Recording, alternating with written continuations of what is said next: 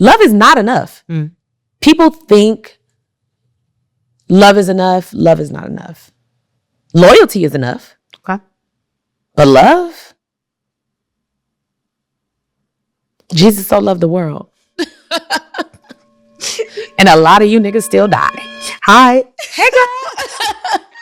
I'm very happy to have you because nobody will talk to me about my favorite topic because they know I'm going to start preaching. And here we are. But we had a breakfast at my favorite breakfast spot in New York now. Yes. That you took me to. Yes. I'm gatekeeping that. I say I don't gatekeep on this show, but we ain't telling nobody. Because the line will be around the corner out the door. Thank you. But the last time we went to breakfast, we had such a wonderful conversation about my favorite topic, dating. We all love talking about dating. Yes, and she's so happy. As you can see, she's so happy now. But I'm going to kick off with you and ask you this.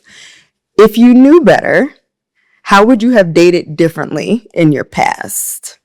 Okay, you know when your parents, right, when you're growing up and your parents are like, ooh, that ain't your friend. I would have listened to some of my friends and family with, that guy's not for you. So if I knew better, I just would have not given my number out to some people. Okay. Left some people on red. I just wouldn't have even allowed people to think that. I think I misled a lot of people in the past. Okay, say more. I was sometimes a bored girl.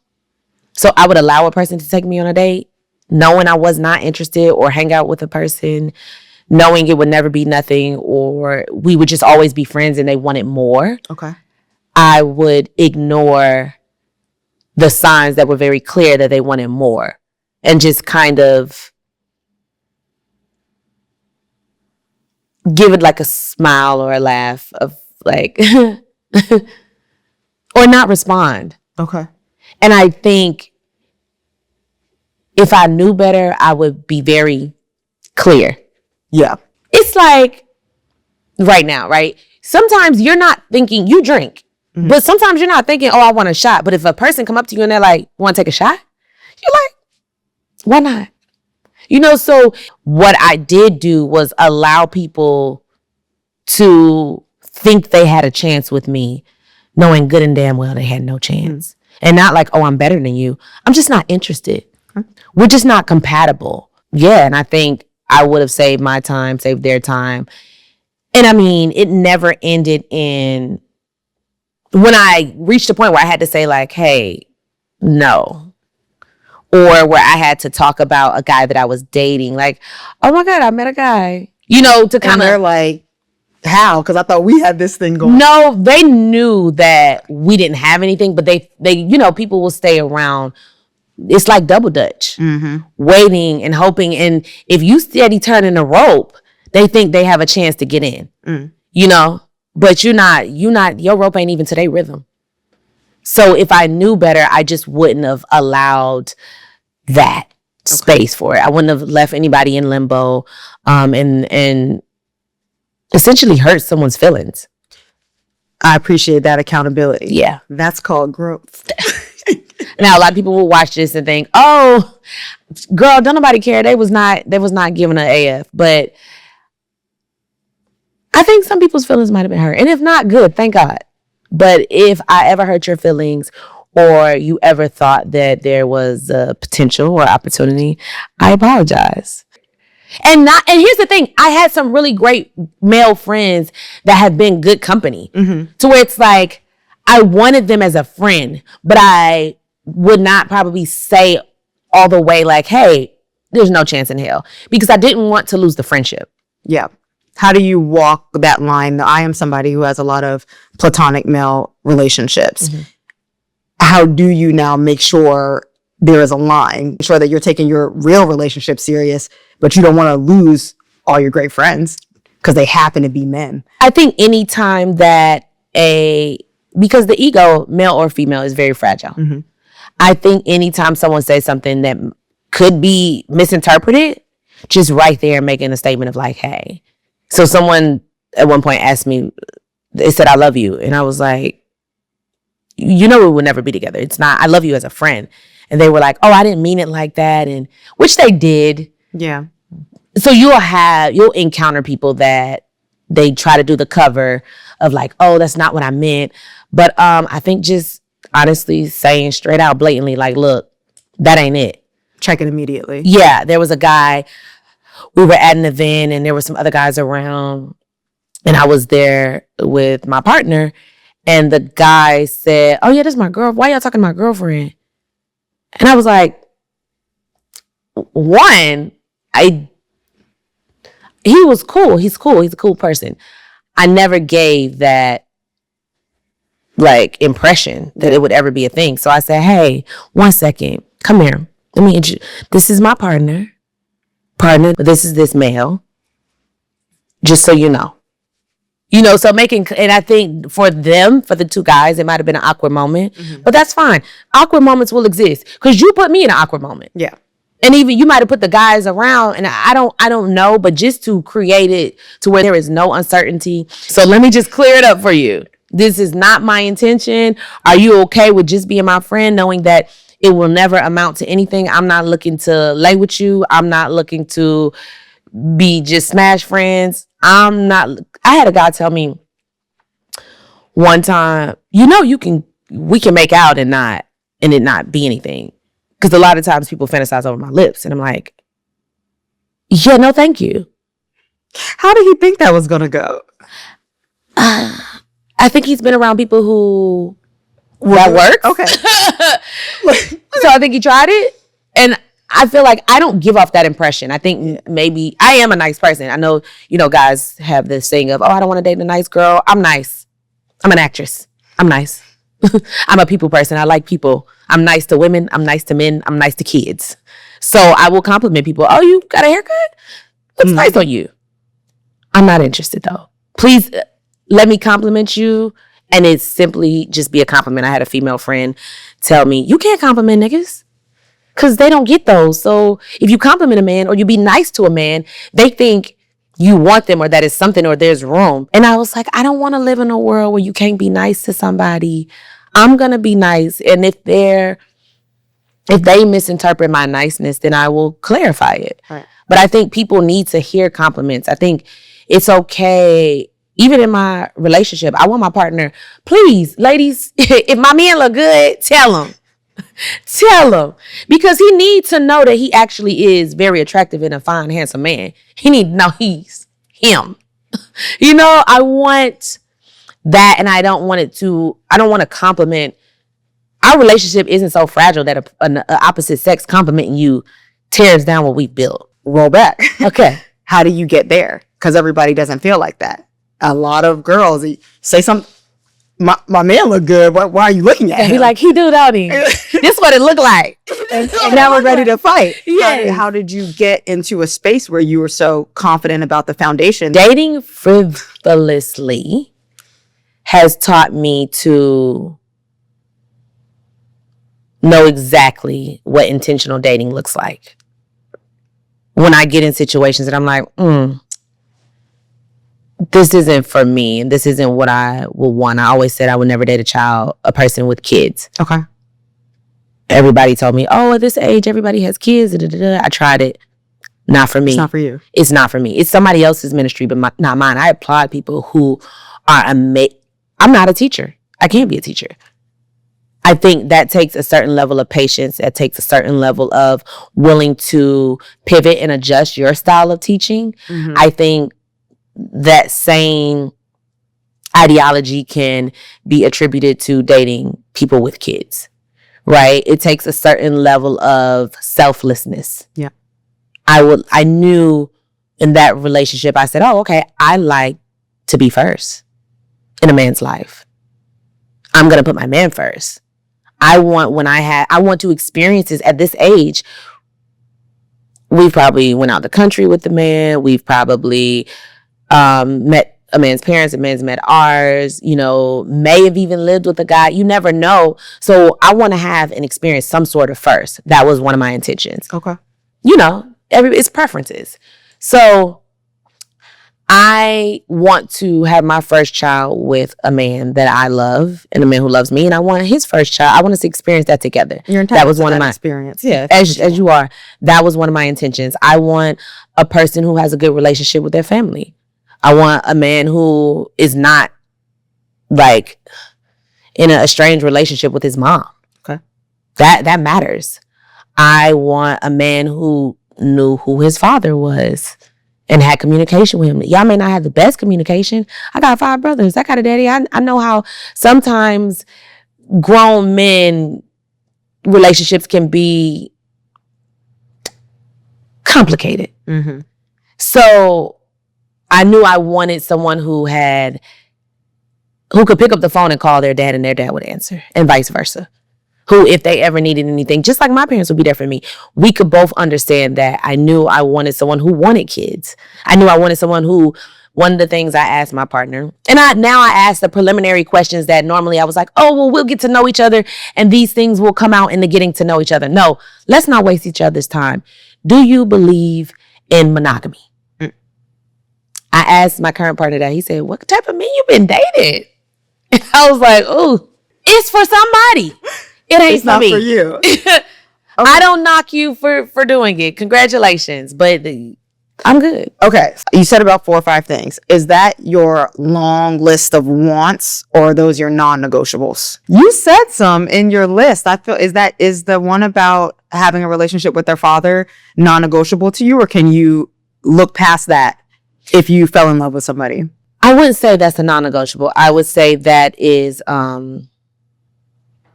circumstantial. Okay. Because some people, their father may have passed prior to them being alive. It could be a situation where the mom kept them from their father. Mm-hmm. They could be adopted. So you know the difference. This is what we're getting to. What? A lot of women end up making this exhaustive list of wants that they think they're all non-negotiable. And then we can't find no man because he's a Disney character. Yeah. Yeah. And so while I'm hearing you, that's why I wanted to ask you back, because you sounded very passionate, and I thought you had a great reason for why you would want maybe the father of your child to have a relationship with his father. But you said, oh no, that's not a non-negotiable because shit happens. So now, if you go on a date with a man, now it's not a red flag just because he doesn't have a father, right? Now y'all have something to discuss. But I think a lot of people say, this is my list. And if if you don't have these things, there won't even be a second date.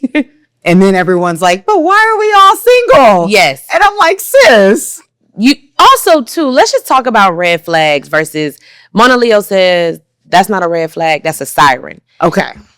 I'm not opposed to a red flag because a red flag just means stop. So we need to stop. We need to discuss questions, thoughts, concerns to see if we can then have a proceed with caution, a yellow flag, or a green flag and go. Okay. But I don't feel like a red flag is like, it's done, it's over. Now, if it's a siren, again, you talked about my non-negotiables. Another one, a man that don't respect women. That's a hard stop for me. Because if you out here disrespecting all these different women, at the end of the day, I'm a woman. You're not going to be able to respect me. Even if you respect me for so long. Mm-hmm. You can't be mad when a lion go lying. I should have saw it coming. Because of the way you treat other people. Your track record bad. So, yeah. But even I'm very faith-based, but I'm not like, oh, my man has to believe in God. We could get there. So, yeah, my wants, my preferences, and my non-negotiables, there is a clear, stark difference. How did you begin to identify what you're looking for in a man or what you want in a relationship? What process did you have to go through yourself to say, this is what I want, and this is something I'm willing to communicate about? I do think dating helped me find attributes in different men of like, where you think, okay, this is intentional dating, but then you realize, oh, but there's all these, just because they have the one yes, like the super green flag, we can't negate all the other things that are like, oh, I'm not going to just overlook this stuff that is clearly a siren. Mm-hmm. So finding some things that I appreciate and love and value about myself that I would need reciprocated. Like if I don't receive this, it's an issue.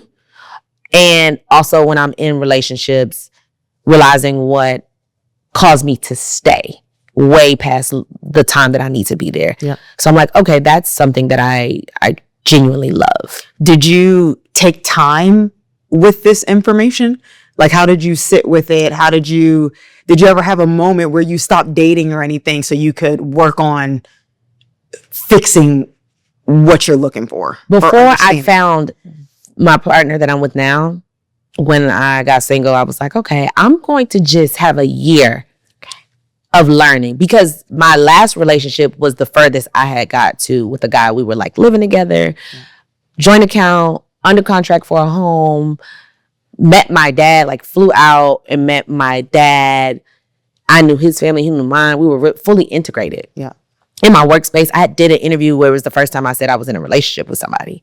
So after that, I said, well, let me take a step back and then truly see what are some things, what did I miss and what do I want and what would I, because again, other people around me saw. Mm-hmm.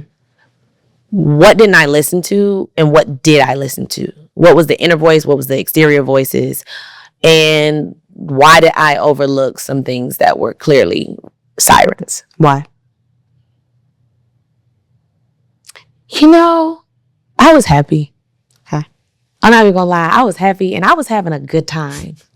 I was like, but also knowing that there are indicators that are like, where my brow was raised and I would ask, like, why do you think this of me? If it were me on the other end and I thought this about you, I would not be with you. And he would respond, because I love you. Love is not enough. People think love is enough. Love is not enough. Loyalty is enough. Okay. But love? Jesus so loved the world. And a lot of you niggas still die. So you're happy. Yes.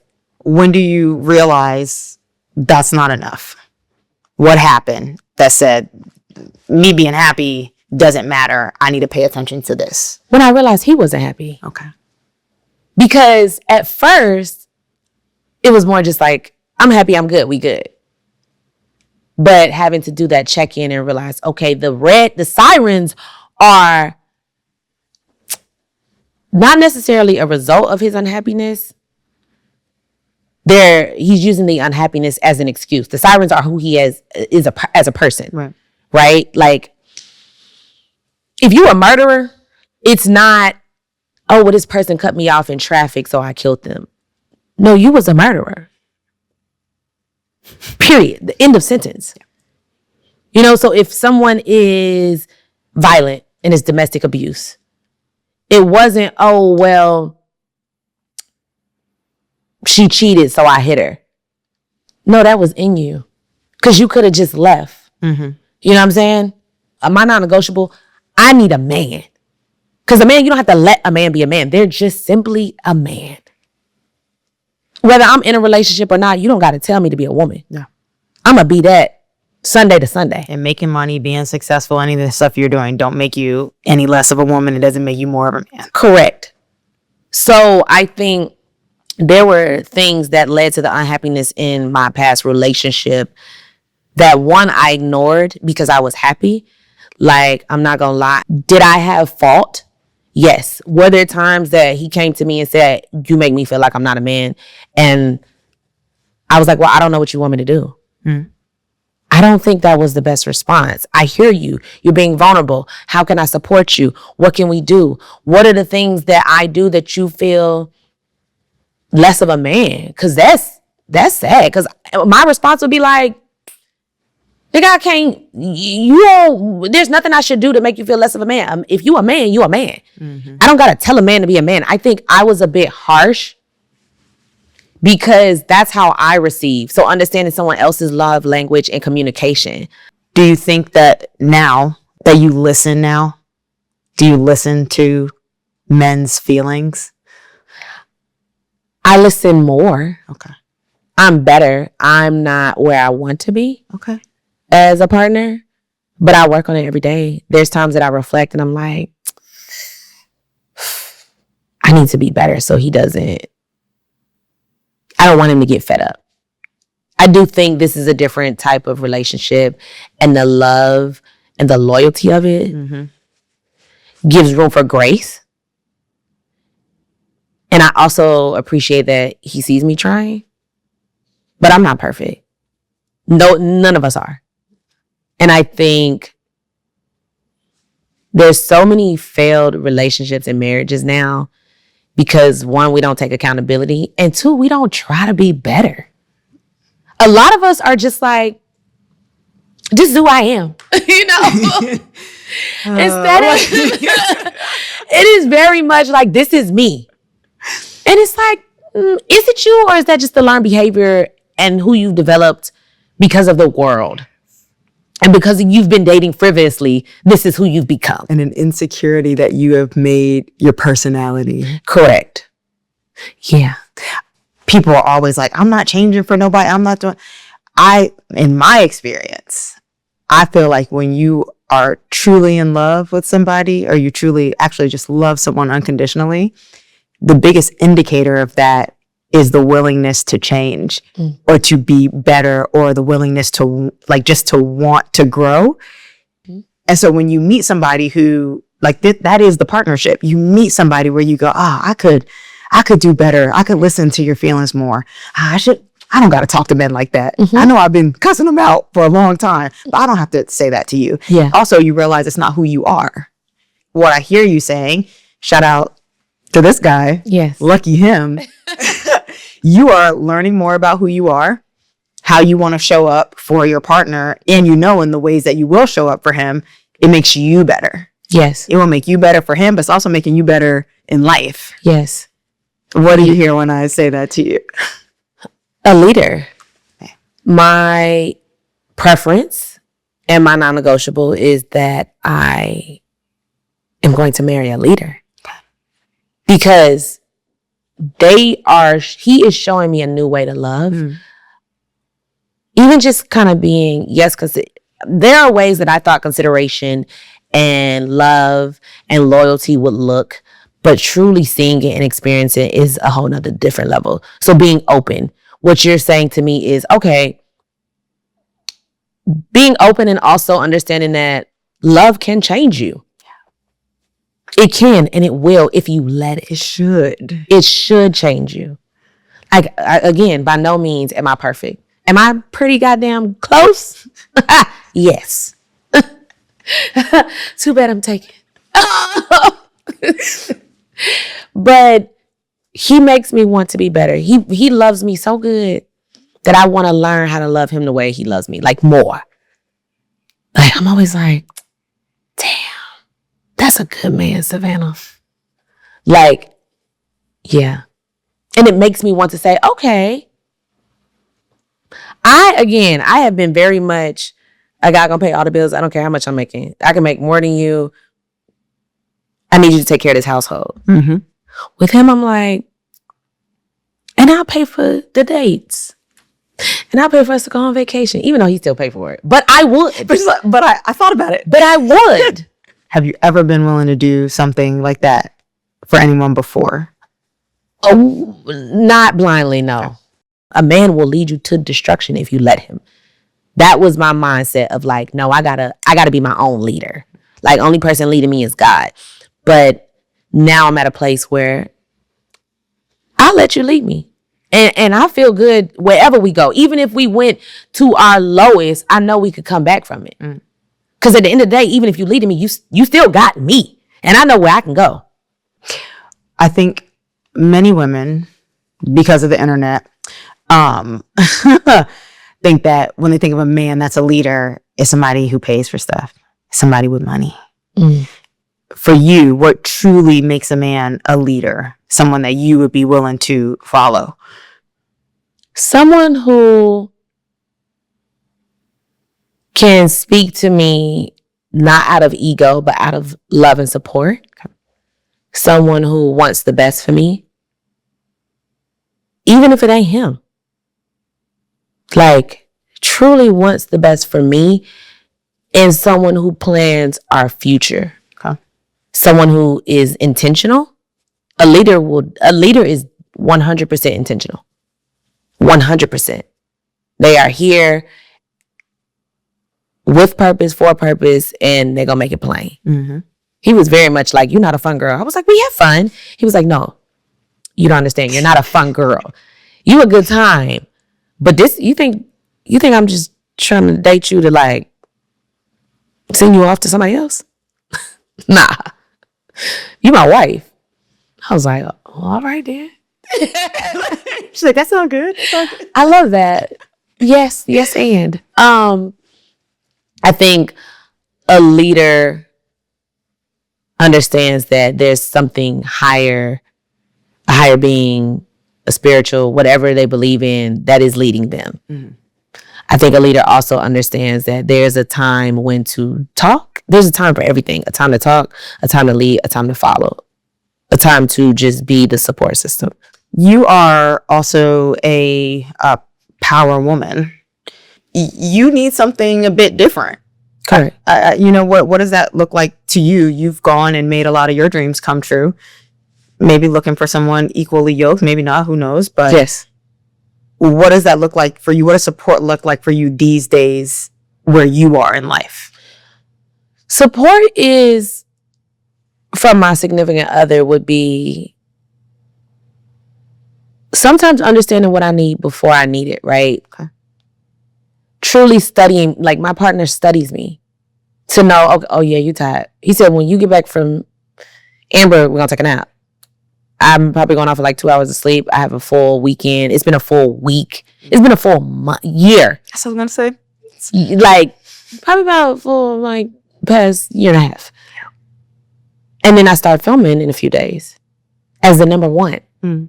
So he's like, I think sometimes support for me and a partner is, it's not up for negotiation. I'm not telling you like as I'm a man, but this is what's gonna happen, but in a soft way. Mm-hmm. Support is, I don't have to worry. There's a time, right? I always say, as a girlfriend or wife, we're always our partner's assistant. Like that is the highest ranking in their life, but like the least paid, but paid in so many other ways. But even knowing, okay, you may be the boss of your company, but knowing it's times that you may do stuff, you'll do the unpaid, thankless work.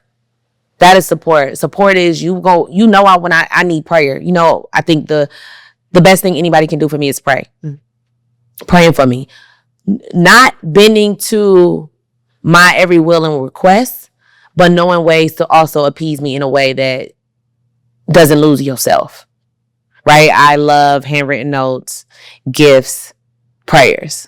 Did he have to guess all of this, or did you communicate?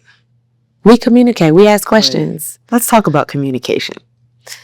My therapist told me we are not mind readers. Okay. My therapist told me you can't. We are not mind readers, but you also don't have to beat a person over the head with something. Mm-hmm. Some things, expect them to see it. If you've changed, you don't have to jump up and down and say, I've changed. Or I'm a good girl, I'm a good girl. They'll trust that they will see that you're not a fun girl. You don't got to say, hey, I don't sleep on the first date. Hey, I don't just sleep with anybody. Hey, if we sleep, we go together. I mean, I still say that. If we sleep together, we go together.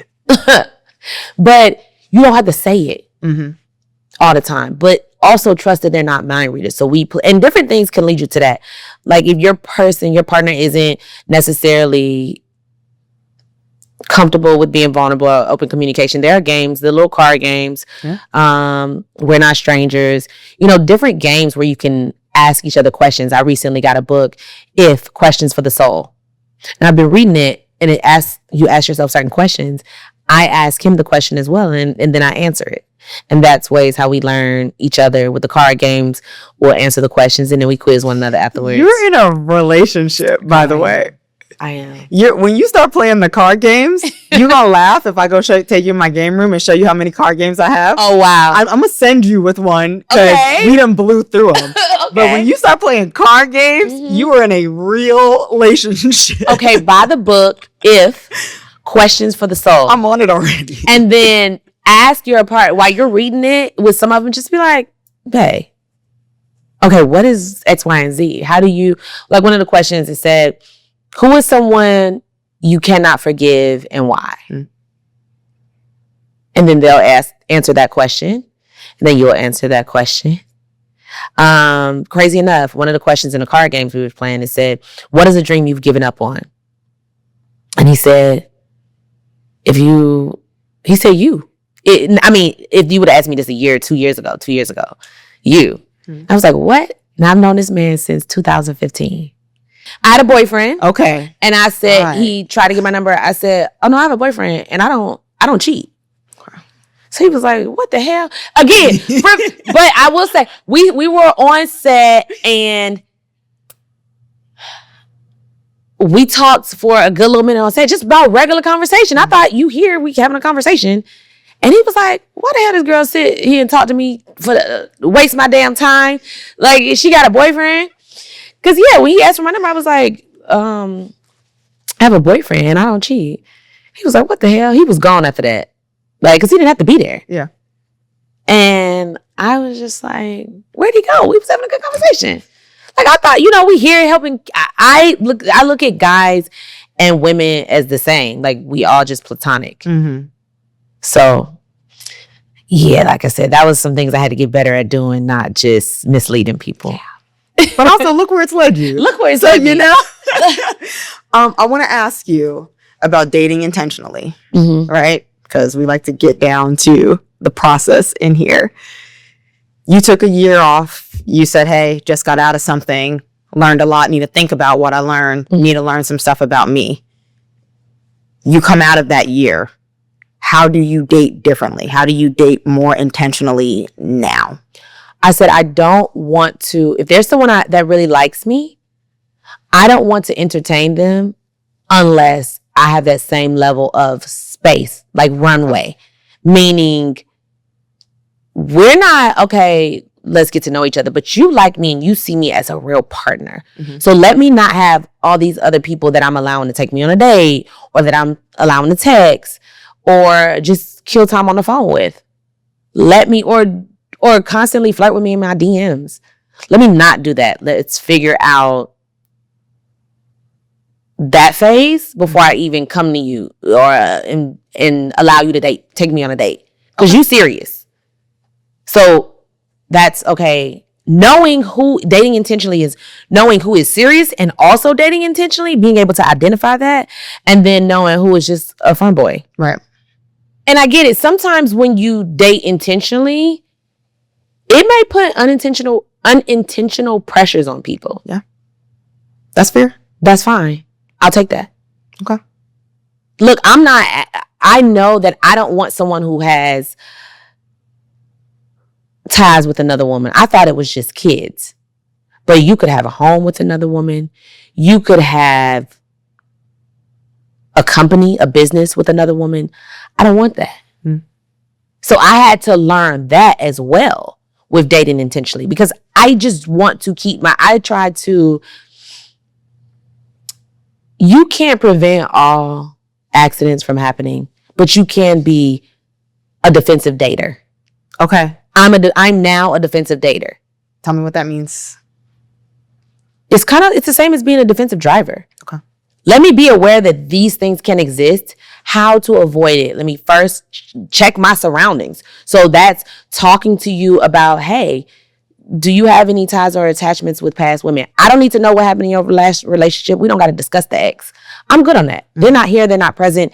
We're not arguing no case or nothing. I'm not arguing your personality. But again, do y'all have a business? Because if we want to get in a business or we want to buy a home or we want to get married, I don't want anybody coming after our finances. I don't want there to be a thing, again, defensive driving, knowing that the day that you met me or the day that I decided, hey, let's go on a date. We both decided we're going to do this. Are there any lingerers that you need time? You need runway. Lingerers. You need runway because it's going to be some lingerers that, look, we was DMing and at this point, he's a fine ass man. Of course y'all were. Wrap it up. I'm going to get, you got so long. You know what I'm saying? By the end of this song. What a generous queen. Yes. So I get it. Okay. Clear that. Defensive dater. Now, you said initially, as soon as we started, something that's very important to you is what your friends and family think, how they feel about your partner. Is a part of dating intentionally for you checking in with your tribe? Yes and no. Okay. So I'm going to check in with them, but I can observe. My friends and my family, I've known them for so long, I could read them like a book. And I wait until I know it's something serious. Well, at this point, if I date you, it's serious. Yeah. Because ain't no need to play. I'm cool just by myself. Like, for example, my partner, he came on set and my family and stuff was there. I didn't say like, oh, hey, this is my partner. This is my family. I just kind of observed. I introduced him by his name and just kind of observed. And my friends, they know, obviously, they'll always know who my guy is before it's at the point where we talking longevity. And they give feedback too. And that I do listen to. But then there'll become a point where I reintroduce and it's like, hey, this is my partner. Hey, this is Mr. So-and-so. So seeing what they say and how they feel and if they're comfortable, what that looks like, and observing him around family and kids, because that matters. That's intentional. Observing means you are dating intentionally. Observing is a part of defensive dating. Because some people just be out here unaware. Texting and driving. Doing their makeup in the mirror. Yes, on the date, on your phone the entire time. Like, let's see what's going on. Let's observe to see how they are. Can they handle themselves in a room? Mm-hmm. Okay, well, one, I'm very proud of you. I'm so happy for you, even coming out of our last conversation and all this my man talk. Okay, but we're talking about accountability. Yes. Having accountable friends. Because you were like, look, I'm going to check in. You going to a wedding? You a +1 at a... You were very much like, you said y'all are dating. If you tell me... I said, I don't know. If you tell me you have a goal, a mission, an activity, anything you want to do, this is my toxic trait. Mm-hmm. I'm going to get involved. Yes. I'm going to say, oh, okay, you sound really passionate about this. Now this is going to be the link of our friendship because I want you to get that thing. I want you to have that in your life. I'll be wanting people to reach their potential more than anything in the world. So I'd be disappointed half the time because people don't be for real. So I'll be looking, it's selfish for me. I'm like, did she get it? So I'm checking in. What y'all doing? What y'all doing? And I'm so happy. Thank you. As this being our most recent check-in. Yes. Sounds like things are great. Oh, girl, things are good. Listen, and also, I know things are great because my life elevated. And I think sometimes you, again, being observant, when you're with the right partner, intentionality will open up in so many other areas of your life. So the last thing I will leave you with is, I think it's so uncanny that you expressed that you want to be number one with your partner. For now, until you guys have kids, whatever it is, but you want to be somebody's... The kids can be like 1A, 1B. Yeah. But you wanted to have the experience of being somebody's number one. Yes. And then what so happens in your life? You're number one on the call sheet.